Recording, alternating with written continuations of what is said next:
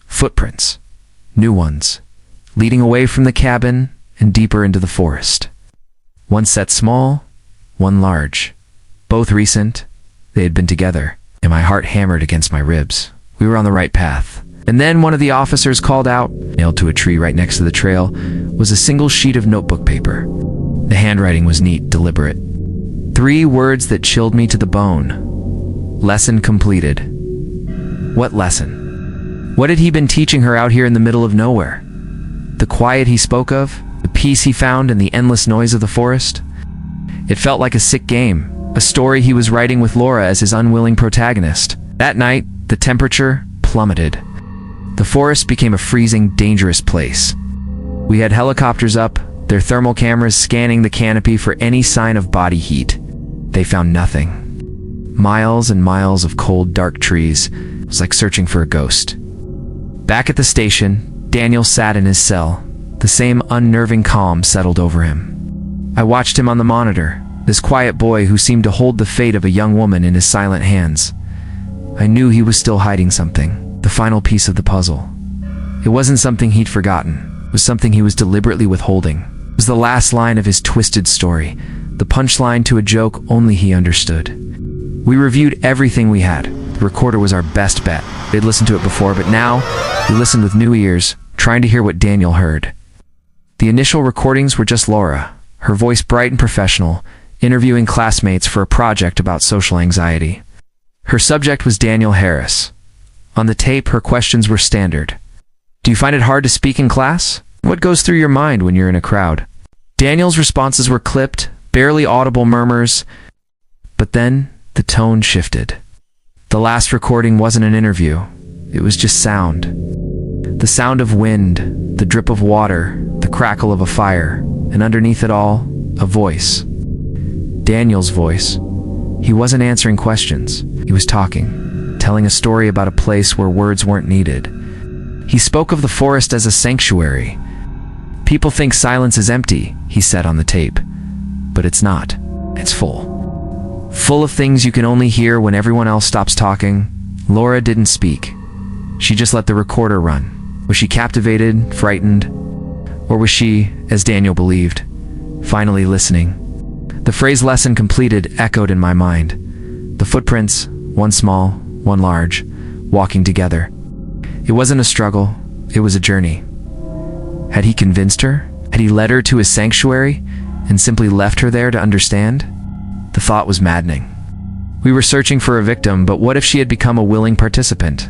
I went back to him. I didn't ask where she was. I asked him about the lesson. Tell me about the lesson, Daniel, I said, keeping my voice even. He looked at me, a flicker of something in his eyes. Interest? Respect. The lesson is about listening, he said. Not with your ears, with your whole self. The world is so loud. It yells at you, tells you who to be, what to say. The quiet. The quiet lets you be nothing, and that's better. He was talking in riddles, in philosophies born from isolation. But I knew the answer was close. It had to be. Something about the way he said nothing. It wasn't about oblivion. It was about a place. The quiet lets you be nothing. It clicked. I remembered a detail from the initial search of the area, something we'd dismissed as irrelevant. An old abandoned quarry, a few miles past the tree line. On the local maps, it had a nickname from decades ago, the Nothing. We were there in 20 minutes. The air was colder at the quarry's edge, the wind sharp and biting. And there, sitting on a ledge overlooking the vast empty pit, was a small figure wrapped in a blanket. It was Laura. She was alive. She was cold and scared, but she was alive. She told us that Daniel had led her out there, telling her it was the only place you could truly hear yourself think. He had given her his blanket, a bottle of water, and told her to just listen. Then he walked away. He hadn't harmed her. He had abandoned her to the quiet. When we brought Laura back, her parents were overwhelmed with relief. But Laura was different. She was quiet, reserved. She looked at me and said, "He was right about one thing. It's so loud out here." Daniel Harris never told us where Laura was. He didn't have to. He just gave us the clues, confident that if we truly listened, we'd understand. He's now in a psychiatric facility, receiving the help he so clearly needs. But sometimes, when the world gets too loud, I think about what he said. I think about the sound of wind through the wires and the peace he promised in the heart of the quiet. And I wonder if he ever found it for himself. This case taught me that the most terrifying monsters aren't always the ones that scream and rage. Sometimes they're the ones that whisper. Thanks for listening to this story. If you found it compelling, please consider liking this video and subscribing to the channel for more true crime stories. Stay safe out there, and remember to listen closely. Sometimes the truth is in the silence.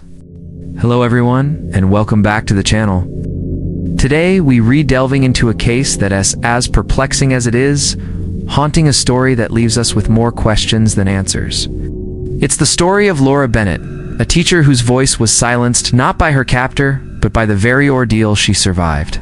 For 2 long days, the search pressed on. The woods around Middlesex County were drenched in a relentless rain, mirroring the community's despair. Hope was fading with each passing hour, but then, on the 3rd morning, the downpour finally ceased. An eerie stillness settled over the forest, broken only by the drip of water from the leaves. It was in this quiet moment that a breakthrough came. A volunteer searching near the creek bed by an old power line shouted out, hidden beneath a thick tangle of ivy and fallen branches, they had discovered a small, unassuming shelter door. With bated breath, the team pried it open. Inside, the air was cold and damp, the darkness absolute. A lantern sat on the ground, its fuel long since exhausted. And there, huddled in the far corner, wrapped in a thin blanket, was Laura Bennett. She was alive. Her pulse was weak, but it was steady. A wave of relief washed over the search party. They called her name, their voices echoing in the small, confined space. At first she didn't react. She remained perfectly still, a statue carved from fear. Then slowly, painstakingly, she lifted her head. Her eyes were vacant, unfocused, staring into a distance no one else could see. Detective Kara Mitchell, the lead investigator on the case, knelt beside her. Her voice was gentle, a stark contrast to the harshness of the situation. "It's over, Laura," she said softly. "You're safe now." Laura's lips parted as if to speak, but no sound emerged. The words were trapped, lost somewhere in the trauma. She just stared at the open doorway, at the sliver of gray morning light, as if the very act of speaking, of breaking the silence, felt fundamentally wrong. The rescue was a success, but it was clear that Laura, the woman they found, was not the same one who had disappeared. Back at the hospital, cocooned in the sterile white walls, Laura remained silent. Doctors and psychologists tried to reach her, but she was locked away in a world of her own.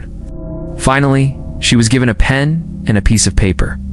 With a trembling hand, she wrote just 2 words, 2 simple words that carried the weight of her entire ordeal. Too quiet. What did it mean? Was she referring to the suffocating silence of her confinement, or something far more profound? It was a clue, but a cryptic one, leaving Detective Mitchell and her team baffled. Meanwhile, the man responsible, Daniel Harris, was in custody. But like his victim, he too had retreated into a world of silence. After his arrest, he never uttered another word. In his cell, he spent his days drawing. He'd sketch classroom desks over and over, windows looking out onto an unknown world. And on the wall of his cell, he carefully wrote a chilling phrase. "Silence is the only truth they hear." It was a message, a manifesto, a twisted justification for his actions. Was this his way of communicating what he had done to Laura? Did he believe he was imparting some profound, silent truth? The parallel silence of both victim and perpetrator was deeply unsettling, a synchronized retreat from the world of words. The case was officially closed after 41 days. The evidence was there. Daniel Harris was behind bars, but the full story, the why, remained buried in the silence of the 2 people at its center. Laura Bennett never returned to her classroom. The joyful chatter of students, the daily routines of teaching, it was a life she could no longer inhabit. She left Boston, seeking solace somewhere near the coast, a place where the sky often weeps, where the constant rain might offer a different kind of sound, a different kind of quiet. For Detective Kara Mitchell, the case never truly closed. On her desk, she kept the small voice recorder they had found among Laura's belongings. It was a tangible link to the woman she had been. The recording ended with Laura's final haunting words before her abduction. "He thinks he's helping me understand." Understand what? That was the question that tormented Kara. Sometimes, when the rain begins to fall, tapping against her office window, she presses play. She doesn't listen for the words. She listens to the static that follows the empty space on the tape. In that hiss and crackle, she remembers the teacher who survived the darkness only to be lost in the silence that came after. A survivor who never spoke again. This case serves as a powerful reminder that survival isn't just about the body, it's about the spirit. The deepest scars are often the ones we cannot see. Laura's story is a testament to the quiet strength it takes to keep going, even when a part of you has been lost forever. Thank you for joining me for this difficult but important story. If you found this narrative compelling, please consider liking the video and subscribing to the channel for more deep dives into cases that make you think. Stay safe, and we'll see you in the next one.